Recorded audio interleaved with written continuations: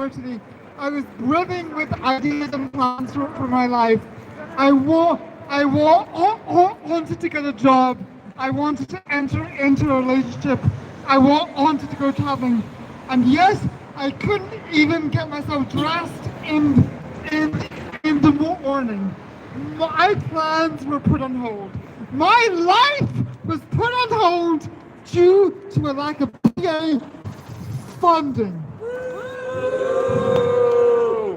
A personal assistant is someone who is employed to help me with daily living tasks, getting dressed, going to the bathroom, making meals. Without the support, I was relegated to whiling away the hours at home, watching the world passing by. Sound familiar? Throughout the pandemic, much was made of the catastrophic impact that lockdown was having on people's mental health. And while that is true, disabled people have been living in lockdown all their lives. On average, a majority of disabled people in receipt of personal assistance services only have 1 to 5 hours per week. I'm going to say that again because it's so important. The majority of disabled people only receive 1 to 5 hours of assistance per week. And that means they're only allowed to use their arms and legs for 1 hour a day. And to put that into perspective, that is around the amount of time it takes for someone to get up and ready in the morning. And in the worst cases, some people may only receive a measly 45 minutes per day. One cannot attend university or further education in 45 minutes. One cannot enter employment in 45 minutes. One cannot enter into a relationship. One cannot raise a family in 45 minutes. One cannot go traveling. Simply put, one cannot live one's life on 45 minutes a day.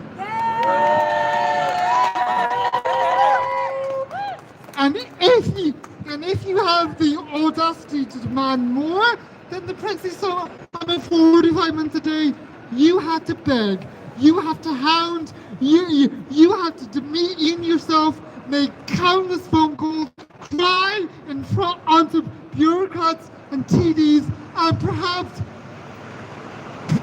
parade your story in front of the media to curry sympathy. This type of hidden labor is exhausting, it is demeaning, and it should not be so. The government has ratified and signed the United Nations Convention on the Rights of Persons with Disabilities. Article 19, which states that disabled people have a right to personal assistance services. Sorry. Irrespective of funding or where they live. In November 2019, the then sitting government passed a motion that supported the right to a personal assistance. But I ask, where is that support now?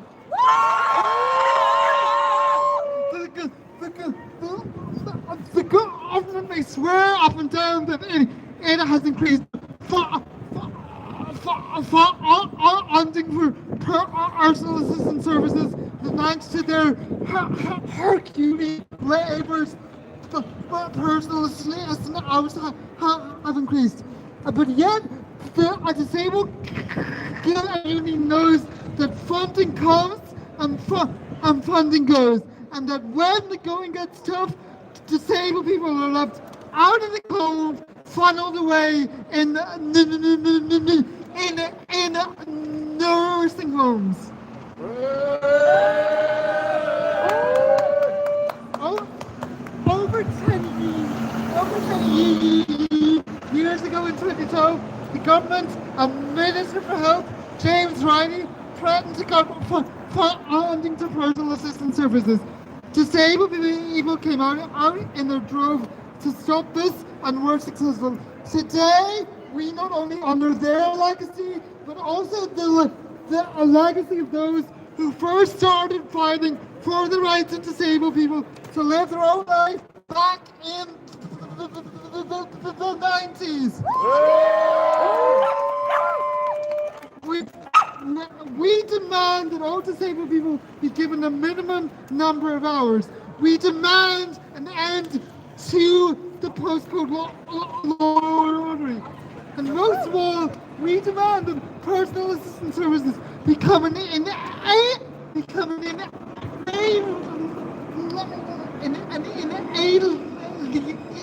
right that all disabled people can enjoy.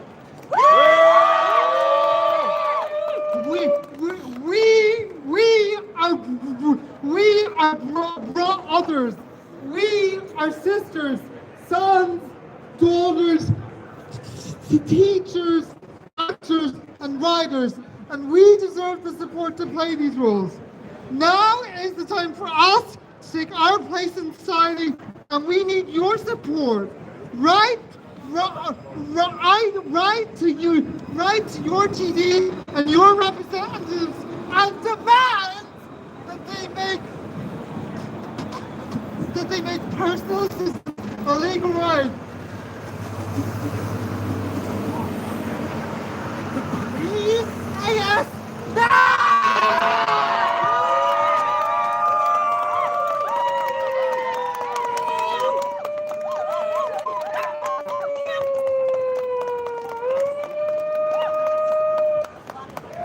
Thank you so much, Ross Colburn! Our manifesto, our demand for the personal assistance service as a human right under the UNCRPD. So coming up next we have... Oh, me! It's me, apparently. Okay, hi, yes. I'm Miss Alda, and I'd actually like to start by reading you a poem. And this poem is called A Perception of My PA as a Vision of Saint Kevin. And this is after a poem by Paula Meehan. Rosie's telltale meow, muffled by her prize. I worry in the spring for the nestlings and fledglings, the roosts and burrows mercilessly raided and decimated by the killers I keep for company. Sorry. My PA, my proxy body, runs out to intercept the murderer. We have vain hope, impelled by a referred duty. Miraculously, Rosie relinquishes her conquest, and my proxy hands gather a scruffy scrap of feathers.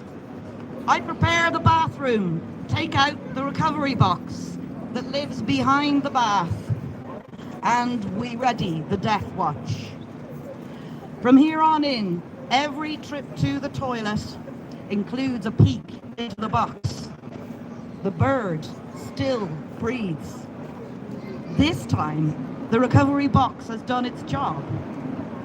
My PA does what I cannot. She stands at the open bathroom window. The goldfinch, huddled in her outstretched hand. I identified the species from a lost feather. She takes the opportunity to examine the traumatized creature, its luscious lower lashes and quivering gold. On my behalf, she tolerates a curious spider, politely poking it to move along. She waits. The bird might have nested. It finally flutters up, perching on a low willow. Released from her post, she goes outside and suggests the bird might be safer on a higher branch. It takes her advice. This morning, my sofa sleep is drenched with tumbling golden notes from right outside the house. A prayer to Saint Kevin from a Leitrim garden.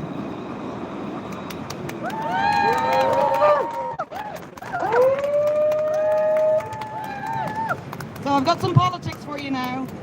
Here we go.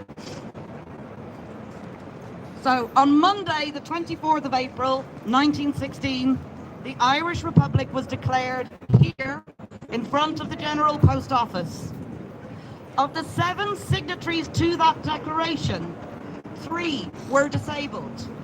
Sean McDermott, Joseph Plunkett, and the well-known James Connolly. McDermott came from rural Leitrim, Plunkett from upper middle-class Dublin. Both were known as brilliant military strategists and effective speechmakers. Both were loved and respected by the revolutionaries who planned, fought, and died alongside them.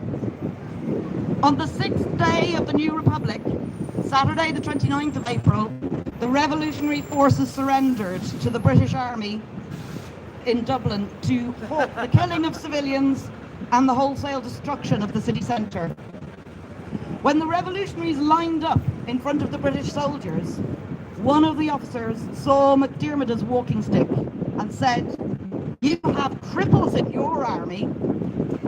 McDermott's response was, "You have your place, sir, and I have mine, and you had better mind your place, sir."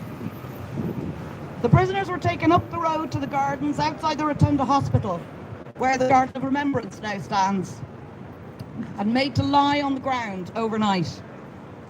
Plunkett had already outlived his doctor's prognoses, and McDermott had his walking stick taken away from him by the British soldiers.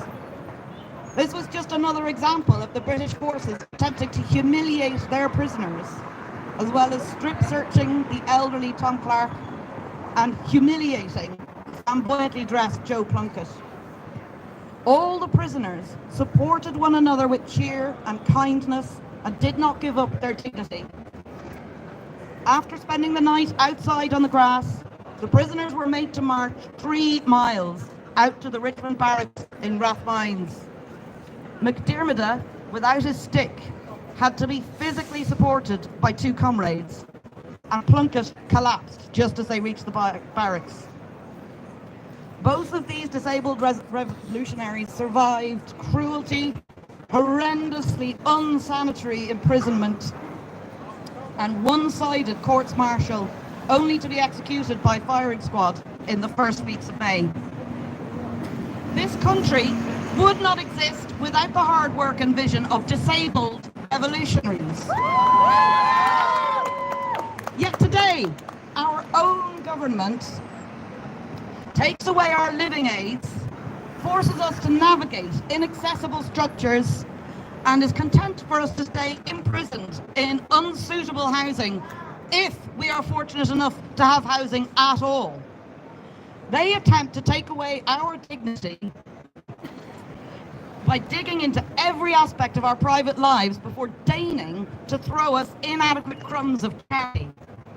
They refuse to enact legal protections for our inalienable rights, such as failing to sign the optional protocol to the UN Convention on the Rights of People with Disabilities.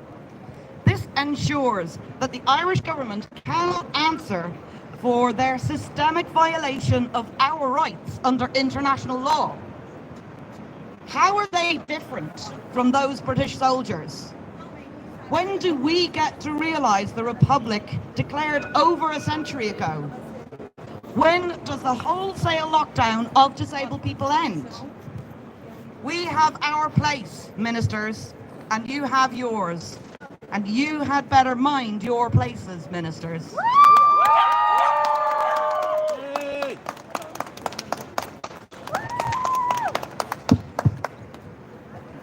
Thanks very much. I'm now going to pass over this mic to Declan Mina.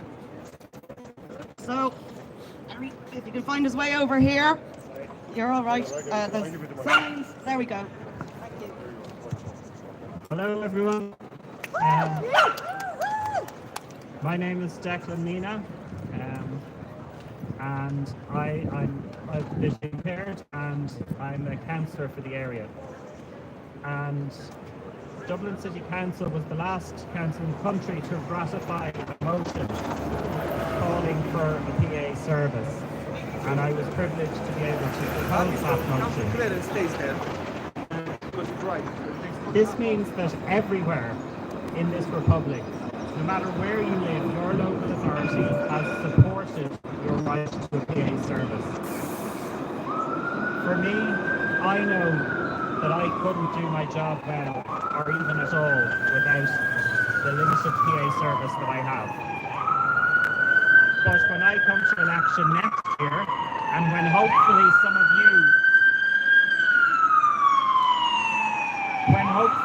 of you consider contesting election, you will show up to that election with no right to a PA service. And then we wonder why it's so hard to make change. I worked with the City Development Plan, and I prioritised disabled people.